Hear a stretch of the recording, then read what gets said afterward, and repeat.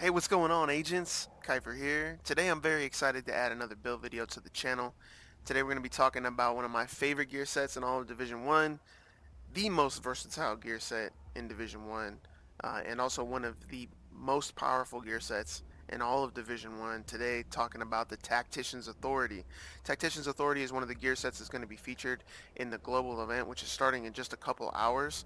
November 2nd, it's going to be the beginning of that global event, Assault, where we're going to have the opportunity to put together a six-piece very easily. I'm going to be doing some farming during this global event, so if you guys want to join me, friend me on Uplay, whatever. I have a chat channel in there with hopefully some of my friends who still play this game. Otherwise, we're going to find some new ones, you know what I mean?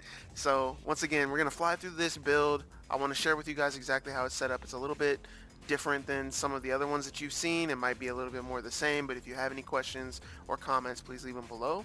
And check the description. At the very top of the description, I have this build linked on divisionbuilds.com with my build guide that I'm going to be writing for this build specifically, so that you guys know exactly what you're getting into and you know exactly how to put this together. Alright, so let's talk about it a little bit before we run in and do a little trial run, a little gameplay. 5-piece Tactician's Authority with a high-end backpack, 10k electronics, is what we call 10k TAC.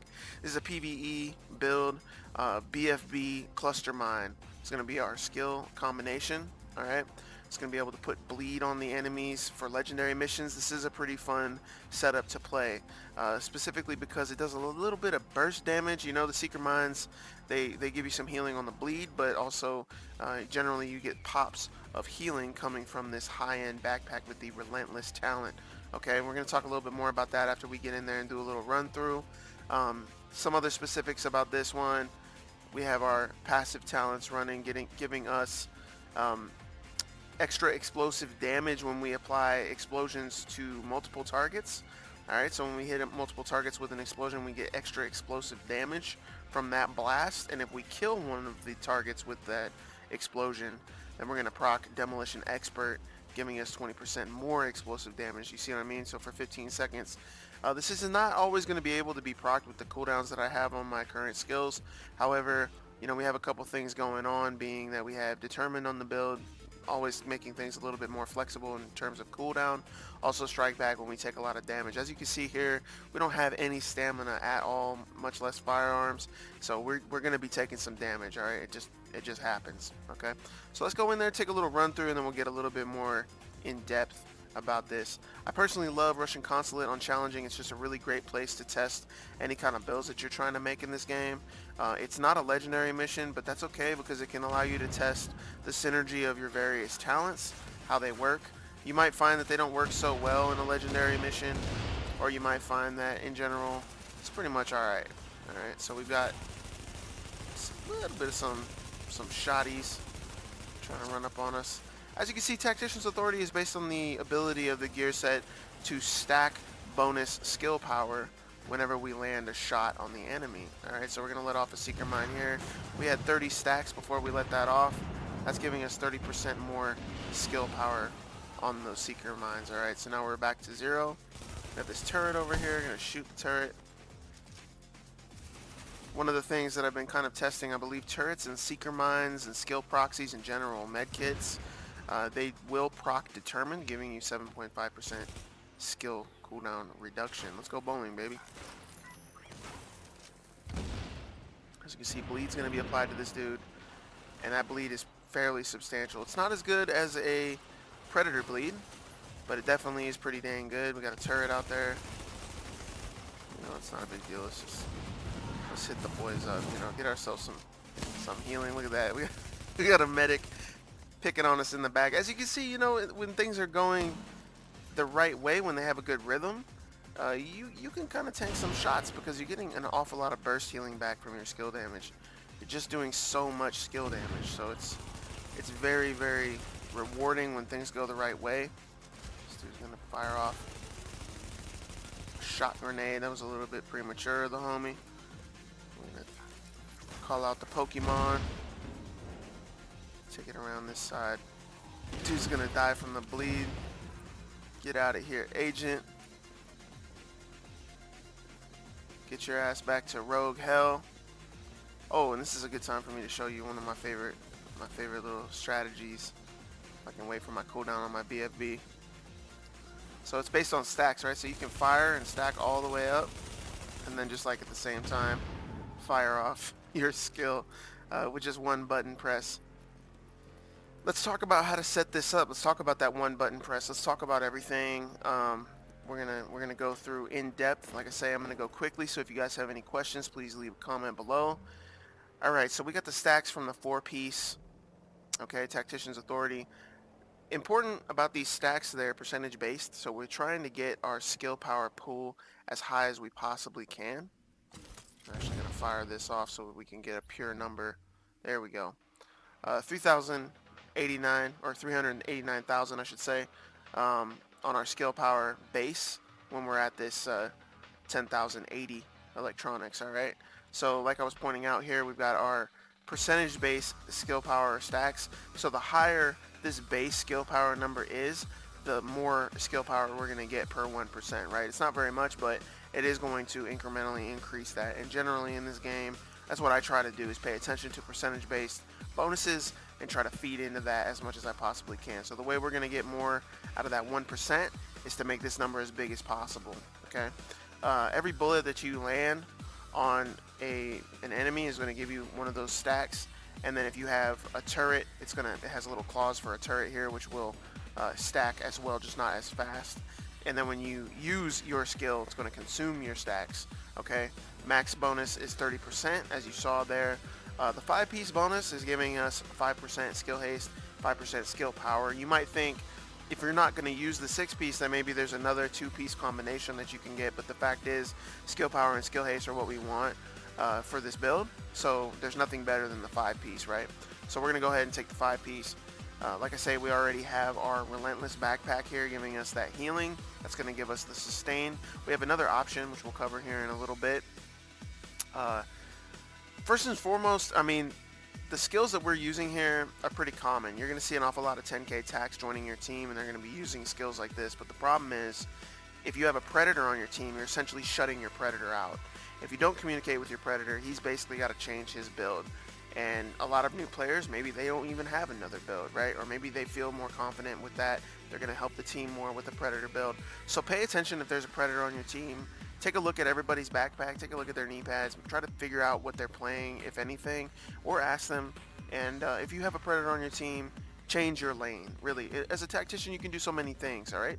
Flashbang the enemy once every 9.4 seconds. You can disrupt the enemy once every 9.4 seconds. So you can literally just blow up all the skill proxies, turrets. You can, hit everything with the EMP and make sure that your team is staying safe from all of that very easily, switching straight from BFB bomb to one of these other skill variants, right? If you wanted to keep on your Seeker Mine, you could go to Air Burst, right? You're going to be dealing burn damage instead, stunning the enemies, allowing your pred to focus them down while they start burning and they're doing the kick and chicken.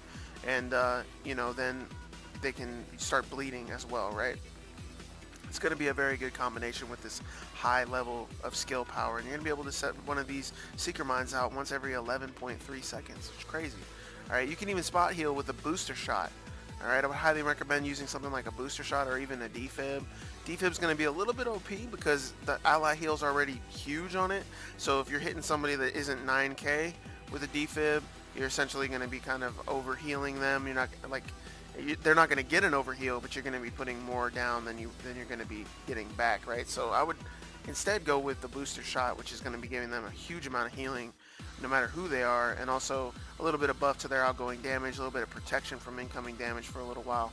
And you're going to be able to deploy this once every 15.3 seconds. So you see what I mean? You have so many different options when a predator shows up on your team that there's just no excuse for you to stay and use the BFB cluster combination just because it's what you like, right? You're going to be helping your team out. You're going to be increasing your team's DPS. Crazy, all right? The turret is really cool because when you throw it out, it doesn't have a duration, and actually the skill goes right on cooldown, okay? So as soon as you throw a turret out, the skill starts its cooldown, and after 15.3 seconds, you can throw another one out in the event that that one gets destroyed, all right? So the turret, as you saw, it has a clause. It's going to be stacking your skill power, allowing you to deploy your second skill with that bonus from the Tactician's Authority. Also, this turret is going to be shredding at 10k. It's going to absolutely shred everything. Even on legendary missions, you're going to be doing so much damage with the turret, put in the right location.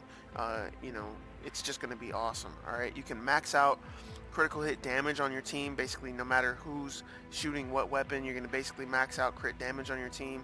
If you're letting off stacked pulses with a tactical scanner, same thing, stacked recon pack pulses, you know, stack up on an enemy and let one out.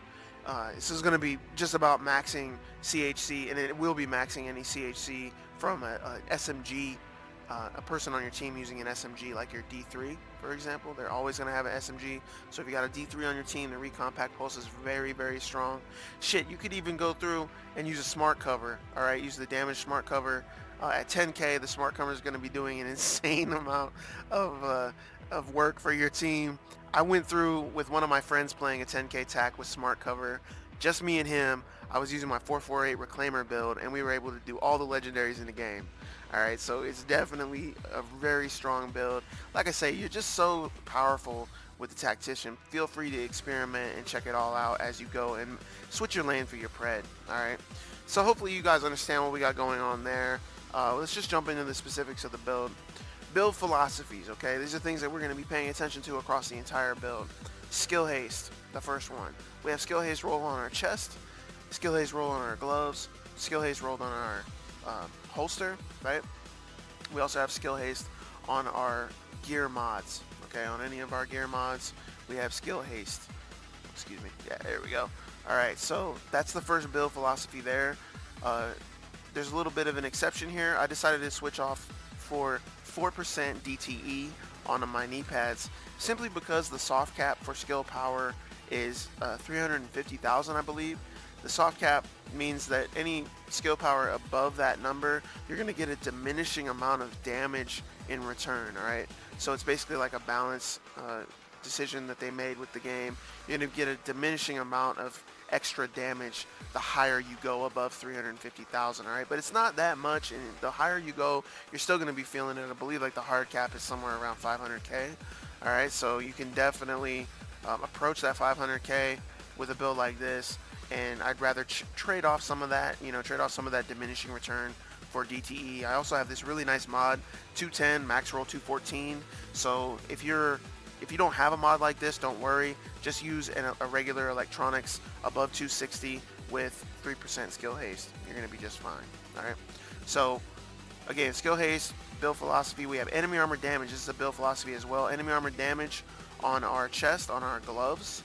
All right. And then also, because we're using an assault rifle, this is absolutely part of the build. You need to have an assault rifle so that you can deal that extra enemy armor damage. This 24% will carry over to your skill damage. Alright, this isn't from the gun, this is just trying to stack it up onto your skill damage. Also, the talent destructive right here, giving us 15% more EAD. This is transferred to our skills as well. Alright, so you're going to see that theme as we go forward here. Alright, onto the mask, where we are 10,000 skill power. Alright, well, everything's optimized here, but we are skill power on the mask, damage to elites on the mask. Again, everything's rolled for electronics. All the mods are electronics. Alright, so this is how you're going to do it. Skill power on the mask, skill power on the backpack, skill power on the knee pads. Okay, if you really wanted to, you could trade one of these out. The mask or the knee pads would be my recommendation, and take a little bit more enemy armor damage. That would be really, you know, another way that you could do it. But being that the max on those, I believe, is 4% enemy armor damage, it's just a little bit low in the percentage return. I'd rather have more skill power personally, because it's going to ultimately also help my cooldowns and a couple other things in regards to the skills when I was mentioning flexibility, right? Okay, so mask, skill power, damage to elites, another thing, damage to elites on our knee pads as well, damage to elites on our weapon. We have on our primary weapon here, we have ferocious running. Okay, so definitely this is very important. Talk more about the weapon here in a minute. Onto our backpack, we have bleed resistance. You'll notice on our knee pads also we have bleed resistance as well. In legendary missions, when you have a lieutenant that gives the buff to the enemies, where you see the little circle around their icon, they're going to be bleeding you when they shoot you, and this is very useful for you to have on this build, specifically because you don't have much stamina to work with. When you catch a good bleed from one of those enemies in a legendary mission, it can really ruin your day. It can make you burn a med kit. Alright, so the whole point is to try to reduce that duration with this bleed resistance. I think it's very good to invest in that on this build specifically.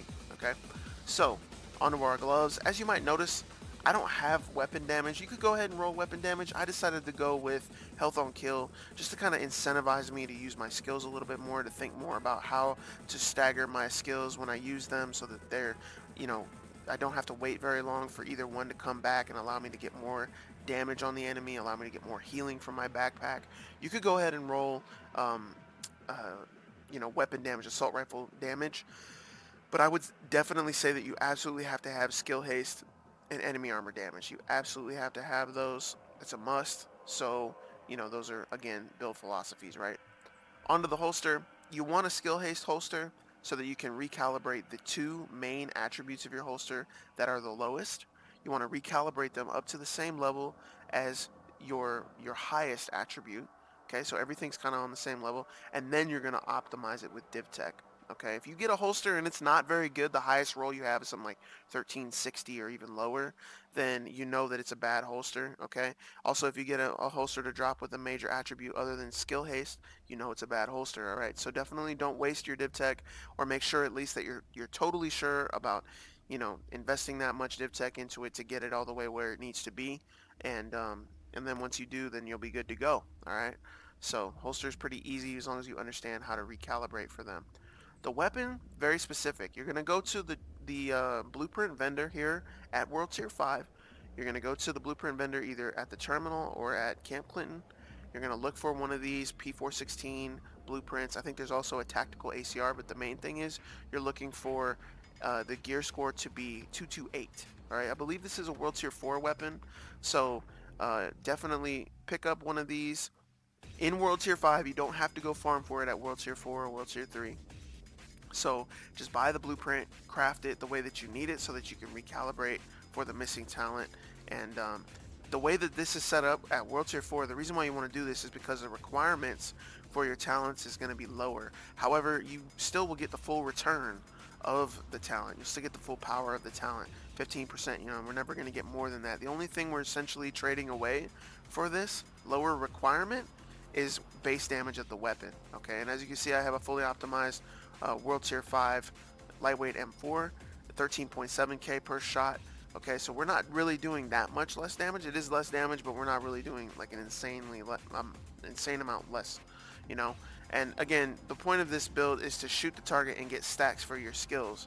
It's not to kill the targets with what you're shooting, obviously, because we don't have any firearms at all. So again, go and get yourself a 228 blueprint for an assault rifle, a good assault rifle, hopefully something with middling fire rate, and then just go ahead and craft until you get one like this. These talents will run in any combination, so you could have ferocious up here on the top. You could have anything the way that it'll go for your 10k build. All right, so just pay attention to that, and you'll be good to go. Your secondary does not matter. I just have this lightweight M4 on here with some talents that will run with a 10k. All right, that's pretty much how it is. I pull it out sometimes when I feel like there's something that's gonna kill me, and I try to get headshots on it. But you could do anything in this second slot, to be honest with you. All right, so definitely just pay attention to the World Tier 4 thing. Let's move on. We already talked about our skills, right? Skill cooldowns, 11 point, well, let's actually take a look at our 11.3 seconds on the cooldown for the cluster, right? For the BFB bomb, we're looking at 17.3, all right? For our super, we're looking at 230 seconds. Again, all of these cooldowns are subjective because we also have determined running on the build. So as we kill targets, we're going to get reduction in this cooldown, but 230 seconds, man. You're going to be showing off a lot with this build. You're going to be able to go green all the time, get your buddies off. Do not go green as a way to stop yourself from dying, please. Don't be a noob like that. I just have to say it. Use blue. If you want to stop yourself from dying, use a med kit, then go blue, okay?